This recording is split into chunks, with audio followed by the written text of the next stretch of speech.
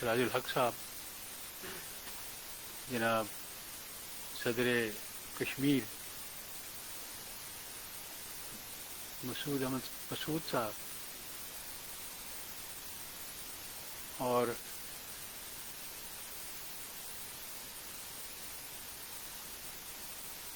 قائدین کرام، میں سب سے پہلے خراج تحسین پیش کرنا چاہتا ہوں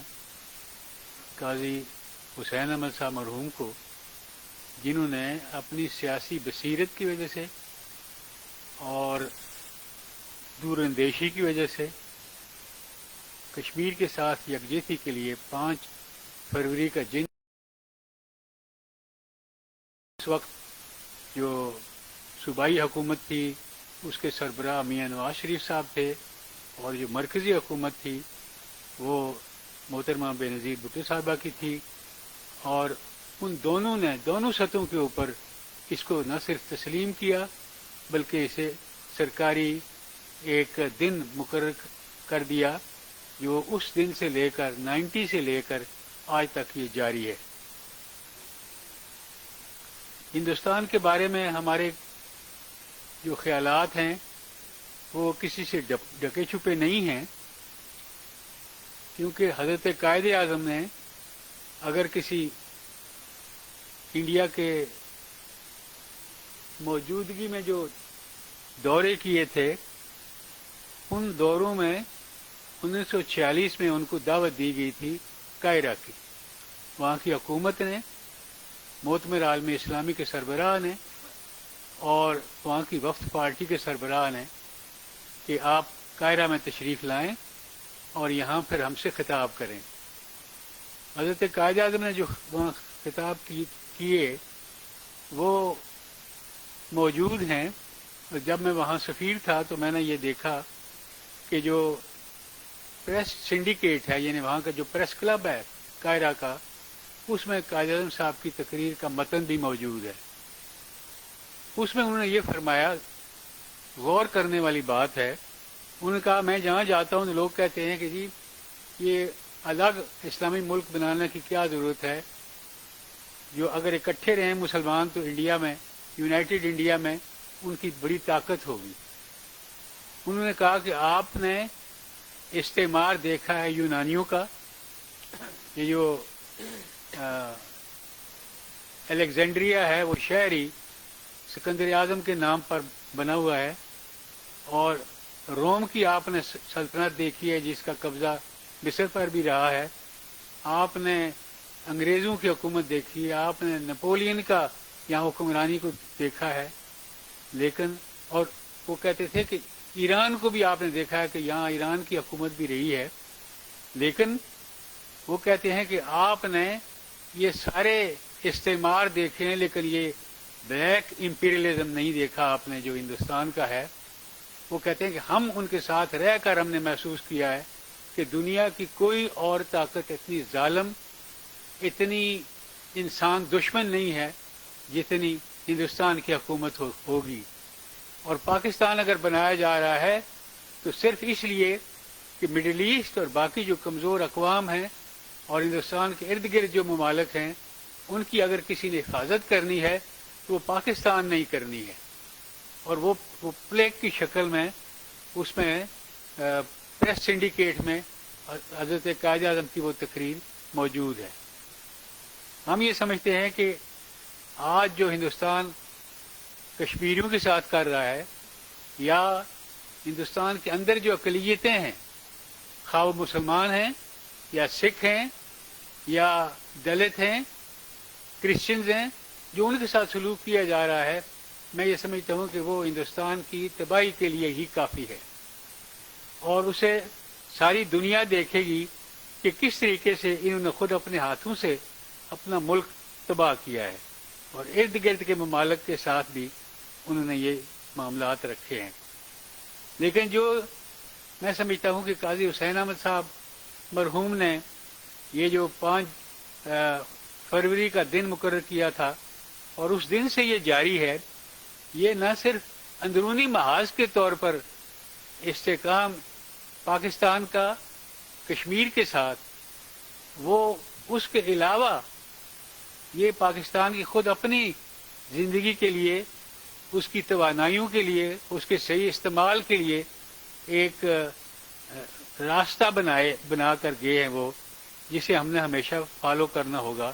اللہ تعالیٰ ان کے درجات بلند فرمائیں۔ اور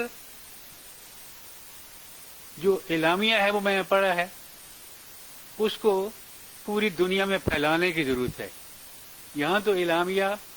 اردو میں ہے صرف، لیکن وہ کہتے ہیں کہ انگریزی میں کہتے ہیں کہ it is not enough to talk amongst yourselves, آپس میں بات چیت کرنے سے مسائل کا حل نہیں نکلتا، اور بالخصوص بین الاقوامی سطح کے اوپر اس کا زیادہ اثر نہیں ہوتا۔ اس لیے ضروری ہے کہ اس کو ترتیب دینے کے بعد، فائنلائز کرنے کے بعد، انگریزی میں، فرانسیسی میں، فارسی میں، ترکی میں اور پھر عربی میں، جیسے ہم یہ گلہ کرتے ہیں کہ عرب ممالک میں بھی ایسے لوگ پیدا ہو گئے ہیں جو ہندوستان کے کلچر کو اپنانا شروع کر دیا اور وہاں کے گانوں کو گانا شروع کر دیا۔ اس لیے میں یہ سمجھتا ہوں کہ یہ 4-5 زبانوں میں اس کا ترجمہ ہو کر اس کو پھیلانا چاہیے۔ اور عالمی سطح کے اوپر اگر کوئی بات کرنی ہے تو میرے سامنے ایک تصویر آتی ہے، وہ مرحوم سردار ابراہیم خان صاحب کی ہے، جو کشمیر کے پہلے صدر بھی تھے اور انہوں نے UN میں کشمیر کی جنگ بھی لڑی ہے، اور وہ ایک باصول انسان تھے۔ اور انہوں نے یہ کہا کہ اگر آپ باہر ممالک میں کوئی وفد بھیجنا چاہتے ہیں یا اپنا موقف بیان کرنا چاہتے ہیں تو آپ کو چاہیے کہ آپ کشمیریوں کے ذریعے سے یہ کام کریں، جو بیان وہ کر سکتے ہیں خود جو ان کے ساتھ ہو رہا ہے، کسی اور کا بیان اتنا اثر انداز نہیں ہو سکتا۔ میں نے خود دیکھا ہے، جنیوا میں دیکھا ہے اور باقی ممالک میں نے دیکھا ہے، ویانا میں دیکھا ہے کہ کشمیری نوجوان ہال کا دروازہ کھلنے سے پہلے وہاں باہر کھڑے ہوتے تھے اور سارا دن بغیر کچھ کھائے پیے، پانی کا گلاس بھی نہیں پیتے تھے وہ، اور سارا دن جو ان کے پاس لٹریچر ہوتا تھا وہ اس کو تقسیم کرتے تھے، لوگوں سے مذاکرات کرتے تھے۔ اور اس سے میں نے محسوس کیا کہ جو لوگ جن کو کوئی پتہ بھی نہیں تھا، اور وہ لوگ یہ کہتے تھے جی ہم اسکول میں پڑھتے تھے تو کشمیر کا ذکر سنتے تھے، اس کے بعد تو ہمارے ساتھ بات ہی نہیں ہوئی، ہمیں اس کے بارے میں معلومات ہی نہیں دی گئی۔ تو ان کی اس کوشش کی وجہ سے، جو اخلاص کی کوشش تھی، اس نے ماحول ہی بدل کے رکھ دیا۔ اس لیے جب یہ جناب سردار محمد ابراہیم خان صاحب مرحوم نے یہ کہا کہ آپ ہم پر اعتماد کیوں نہیں کرتے کہ ہم اس معاملے کو آگے لے کر چلیں، ہم اس بات کی قیادت کریں، ہم جب دنیا کو بتائیں گے تو اس میں زیادہ اثر ہوگا بنسبت اس کے کہ کوئی اور بتائے، یعنی دوسری اور تیسری جگہ پر۔ تو اس لحاظ سے میں یہ سمجھتا ہوں کہ آپ کو منظم کرنا پڑے گا۔ آپ نہ حکومت کی طرف دیکھیں، نہ فارن آفس کی طرف دیکھیں، ان کا دائرہ کار اور ہے، اور اگر ان پر چھوڑا جائے تو وہی ہوگا جو آج تک ہوتا رہا ہے۔ میں 90 میں UN میں گیا تھا، اور جو وفد تھا اس کی قیادت کر رہا تھا، تو میں نے یہ محسوس کیا کہ یہ جو راجیو گاندھی تھا، اسی سال وہ بھی وہاں انڈیا کی طرف سے نمائندگی کے لیے گیا ہوا تھا، اور اس کی ایک ویڈیو بنی ہوئی ہے، اور وہ سرکاری طور پر ریلیز بھی کی گئی۔ ویڈیو میں نظر آتا ہے کہ وہ اپنی چائے کی پیالی میں چینی ڈال رہا تھا، اور ایک جرنلسٹ نے سوال کیا کہ پنڈت جواہر لال نہرو جو آپ کے نانا تھے، انہوں نے تو کہا تھا جی کہ کشمیری جو فیصلہ کریں گے ہم کھلے دل سے اس کو تسلیم کریں گے، کیا آپ نے اب اپنی کوئی پالیسی بدل لی ہے؟ تو راجیو گاندھی نے کہا کہ ہم نے کوئی پالیسی نہیں بدلی، جو UN کی قراردادیں ہیں ہم ان کو آج بھی صحیح مانتے ہیں، کیونکہ ساری قراردادیں 2 درجن کے قریب، ان میں سے ہر قرارداد بالاتفاق پاس ہوئی ہے، کسی نے اس کی مخالفت نہیں کی، نہ سوویت یونین نے کی نہ انڈیا نے کی، بلکہ ہر دفعہ صرف ہر قرارداد کے نیچے لکھا جاتا ہے کہ کہ کتنے ممالک نے اس کی حمایت کی سیکیورٹی کونسل کی قراردادوں میں، کتنوں نے مخالفت کی، اور اس میں آگے وہ بھی لکھا ہوتا ہے کہ 2 یا 3 ممالک جو تھے روس کے اثر کے تحت آ کر، اس وقت تو سخت ہمارے مخالف تھا، تو انہوں نے یہ وہاں تحریر آپ دیکھیں، کوئی قرارداد مسترد نہیں ہوئی، سیکیورٹی کونسل کی ساری قراردادیں بالاتفاق پاس ہوئی ہیں۔ تو اس نے کہا کہ ہم نے کچھ چیزیں کرنی تھی، کچھ شرائط پاکستان نے پوری کرنی تھی، وہ ہو نہیں سکی، معاملہ آگے نہیں بڑھ سکا، ورنہ ہم ان سے قراردادوں سے انکار نہیں کرتے۔ لیکن جس ہماری سفارت خانے کے ایک خاتون تھی، جو اس نے لوگوں کو وہ اس کی کاپیاں بنا کر دینی شروع کی، تو لوگوں نے اس کے راستے میں بھی رکاوٹیں شروع کر دی کہ آپ یہ کیوں دے رہی ہیں، آپ کا کیا کام ہے، اگر کرنا ہوا تو ہم خود کریں گے۔ لیکن میں اس کی 2-3 کاپیاں یہاں لے آیا تھا، ایک کاپی میں نے صاحبزادہ یعقوب صاحب کو دی تھی، ایک کاپی میں نے سردار عبدالقیوم صاحب کے پیش کی تھی مرحوم کے، اور ایک کاپی کافی عرصہ میرے پاس بھی رہی، بعد میں جس کو میں نے دی پتہ نہیں کیوں وہ کہتا جی مجھ سے ضائع ہو گئی ہے، لیکن وہ موجود ہے، ریکارڈ پر ہے UNO کے۔ لیکن اگر آپ دیکھیں تو ہمارے جو لوگ وہاں بھیجے جاتے ہیں، ان کی ہمدردیاں کتنی کشمیریوں کے ساتھ ہیں، کتنی پاکستان کے ساتھ ہیں، اس کا اندازہ کیا جا سکتا ہے۔ میں سب کو ایک صف میں نہیں کھڑا کرتا، اس میں بھی ہر قسم کی رائے موجود ہے، اور باسط صاحب نے آج جو باتیں کی ہیں وہ دل سے کر رہے تھے، اپنے تجربے سے کر رہے تھے، اور میں سمجھتا ہوں کہ اس تجربے کا فائدہ اٹھانا چاہیے اور اپنا راستہ صاف کرنا چاہیے۔ اس لیے یہ جو صدر کشمیر صاحب نے فرمایا ہے کہ وہاں 25,000 لوگ ہندو کٹڑ 20 لاکھ، وہ اگر انہوں نے وہاں بھیجنے شروع کیے ہیں، اور وہاں کی انتظامیہ کو یہ کہا ہے کہ آپ فوری طور پر ان لوگوں کو کاغذات بنا کر دیں، ان کو شہریت دیں، ان کو زمینیں خریدنے میں معاونت کریں تاکہ ان کا کام آسان ہو جائے،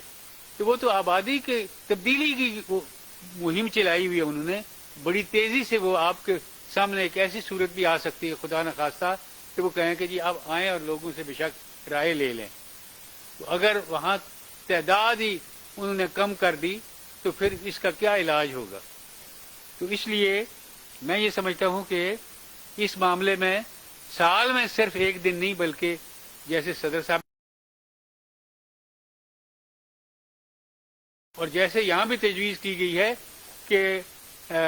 منصورہ کے اندر اس کا کوئی سینٹرل سیکریٹریٹ قائم کیا جائے، اور جو آپ نے کاوش اور کوشش کی ہے صحیح معنوں میں آپ اسی کام کو آگے بڑھائیں اور کسی اور کے اوپر تکیہ نہ کریں تاکہ آپ کو بعد میں گلہ کرنے کی گنجائش ہی نہ باقی رہے۔ تو اس لیے یہ ایسے معاملات ہیں جن کے اوپر میں وقت نہیں ہے، اس لیے میں زیادہ گفتگو نہیں کروں گا، لیکن ایک بات آپ کو بتاؤں گا،